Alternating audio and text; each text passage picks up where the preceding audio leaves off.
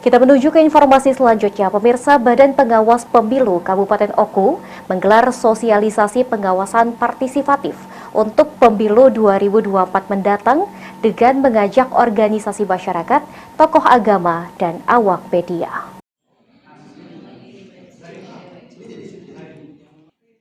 Bertempat di salah satu hotel di Batu Raja, Bawaslu Oku memberikan sosialisasi pengawasan kepada ormas, tokoh agama, badan eksekusi mahasiswa, dan awak media. 3 orang pemateri dihadirkan Bawaslu, diantaranya polisi, jaksa, dan dari Bawaslu sendiri. Ketua Bawaslu Oku Dewantara Jaya mengatakan, dilakukannya sosialisasi ini agar Bawaslu dapat mengajak masyarakat untuk sama-sama mengawasi jalannya proses pelaksanaan pemilu 2024 mendatang. Kita mengadakan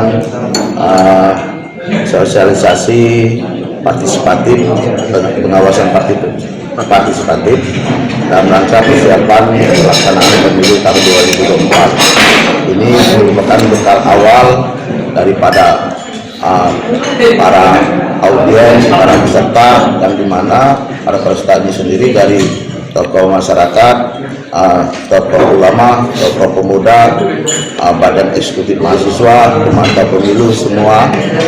Karena kami ketahui juga bahwa pengawasan yang kami lakukan ini tidak serta-merta bisa semuanya dilakukan oleh Bawaslu. Menurut Dewantara, Bawaslu tidak bisa bekerja sendiri. Karena itu, Bawaslu mengajak masyarakat untuk bersama mengawasi jalannya pemilu, agar kedepannya Bawaslu bersama masyarakat dapat mengawasi pemilu dengan harapan pemilu 2024 mendatang berjalan dengan baik. Dari Kabupaten Oku, Arif Pranika, PAU TV.